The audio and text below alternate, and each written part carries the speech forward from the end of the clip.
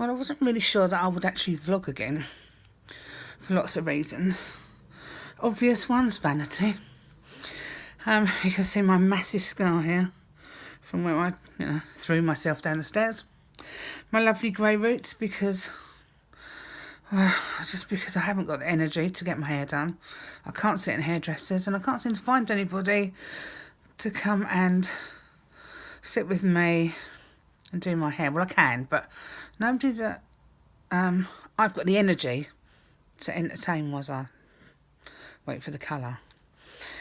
And my face, look at my face, it's huge. And I look at pictures of me where I thought I had a puffy face. It's absolutely nothing compared to what I look like now. So the main reason for my vlog today is about vanity, really. I've sort of stepped into a new zone.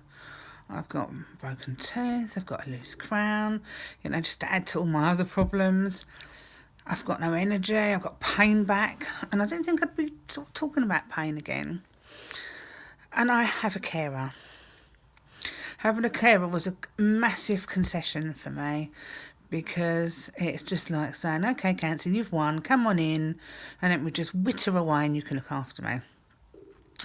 I did feel a little bit like that with hubby looking after me, that I'd kind of given into it, but it's not the same, is it? Because they're your partner and you're kind of involved in your relationship and you do the same for them. You don't have the same feeling of it's the end. Not that I feel that it's the end, but it's not feeling good. I also, having somebody help you get out of the shower in the morning and dry you and dress you and for me, change my stoma bag, it's all gone a little bit past help and into carer mode. But these are things that I want to do for myself. And part of the reason I can't do them is because I can't reach. I'm puffy, my body, you can see how bloated my body is. Look at my chin, it's ridiculous. My whole body looks like this. I've got my really sexy flight stockings on because my ankles are so swollen, and it's supposed to help move the fluid up my legs to drain away. And I think it does help a little bit. I've had ridiculously high blood pressure, thanks to the Letrozole. In fact, I'm really lucky I stopped taking it when I did, but I should come back to that. So the carers are having to sort of cream on my legs and put on my flight stockings, and I can't even reach to have a scratch. So if my leg itches, I've got to scratch my leg with a back scratcher. I mean, how seriously sad is that? If I go for a wee, excuse this, and my knickers just go a little too far down my legs, I'm stuck. So, these are all independents that have just crept away from me a little bit at a time. And now it's culminating into one big thing. I can't stand in the shower to wash my hair. Now, hair washing is a big deal. I will stand in the shower, quick, wash, shampoo, bit of conditioner, try and get it washed and rinsed and do my body and get out, and I'd be going, and then I'd collapse on the bed. By letting hubby wash my hair has taken away all that pressure. But again, I've given up something else. So today I had 2 carers in, and she dried me and dressed me and really chatty. And then the guy she was with come upstairs and they changed the sheets on my bed, which was great because, today I wasn't well enough to go downstairs.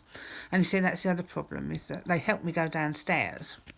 But some days, in the last couple of days, I've had really up and down times where I've actually not really been well enough to go down. I went downstairs yesterday, but it wasn't happening today. I had a bad night.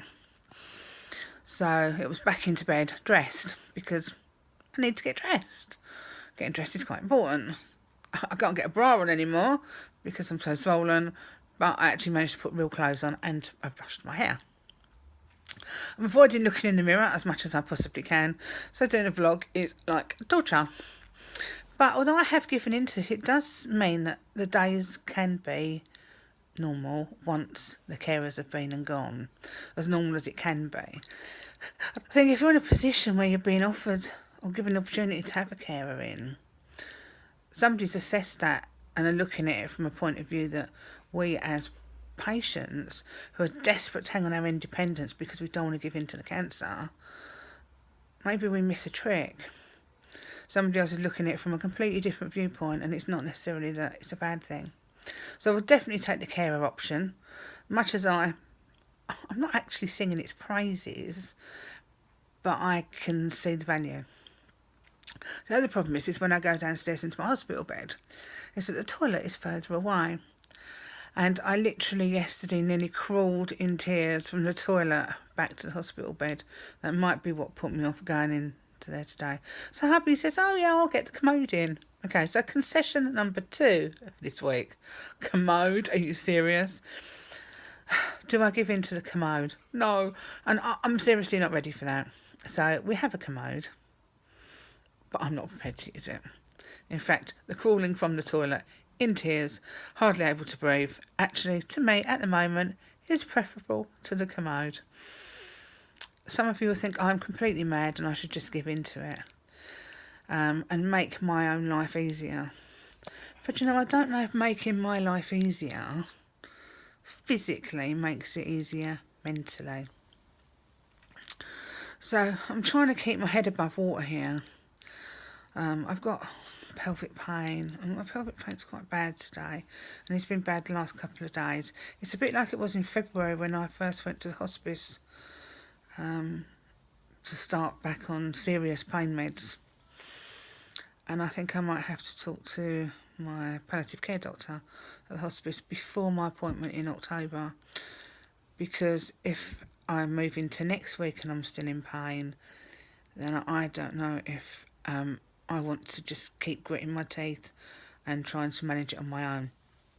So she might have some options for me. And then on to, because medications cause a bit of a problem for me, so moving on to letrozole.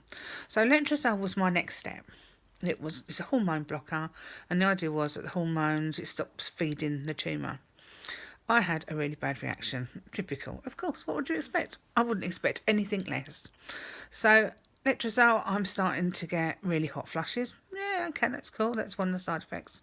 Headaches. Well, I don't really get headaches, but, you know, side effect, fine. Then I started to feel really sick off my food, which is totally unusual, although I do seem to have a little bit of an off my food trend at the moment. And then I couldn't walk more than a couple of steps without thinking I was going to pass out. I couldn't breathe, I couldn't walk, I couldn't do anything. And just going to the toilet or to the doorway or even to walk down the stairs was too much. And it turns out that my blood pressure was rocketing to stroke levels, which I found out on Friday. So I'd stopped the letrozole, brought all the symptoms to the attention of my doctor on Friday, and they went through the book and said that these were symptoms that have to be reported to the drug company. Typical. So they have filled in the yellow form and sent it off, and I have now got to try and recover from the side effects of medication. And these are points that, with the chemo, that kind of pushed me to the edge. I had a bad reaction with chemo, and the answer for me was to stop it. And my body responded better coping with the cancer on its own than it did with drugs that it was trying to fight because we weren't getting along. So letrozole's the same, really. So my blood pressure on Friday was it was over 200 on the top figure, and it was well over 100 on the bottom figure when they actually stopped the blood pressure monitor and made me sit down. Ridiculously high.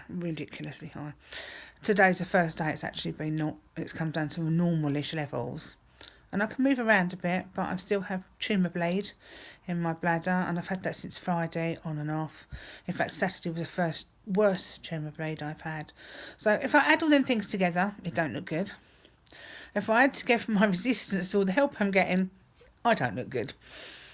So what's the options for me? Well, I'm hoping to hang on for November. Even if I'm still around for Sarah Millican, I'm not sure I'm going to be well enough to actually physically go to the show, unless somebody comes up with something amazing between now and then.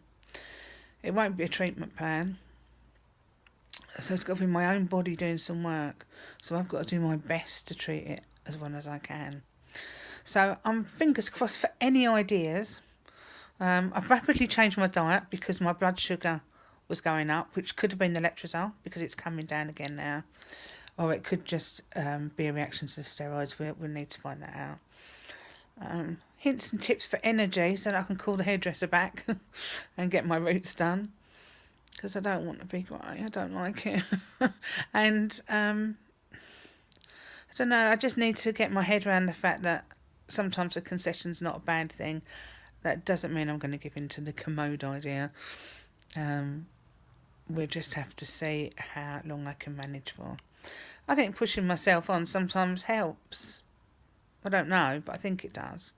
So, tip to myself is accept help, but don't feel pressured into help you're not ready for.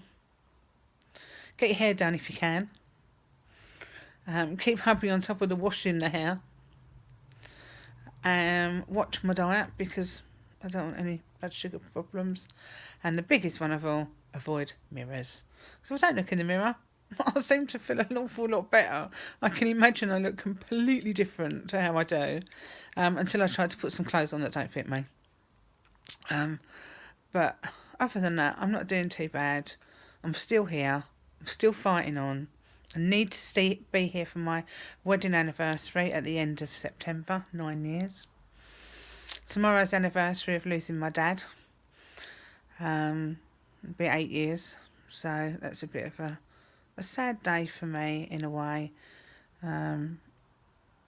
But, you know, life goes on for everybody. It's just having the good memories, and that's what I'm trying to make. Good memories for my family and for my friends and for everyone who's been just so amazing. Keep up the good fight, everybody. Let's keep going. Let's keep moving on. Okay, bye.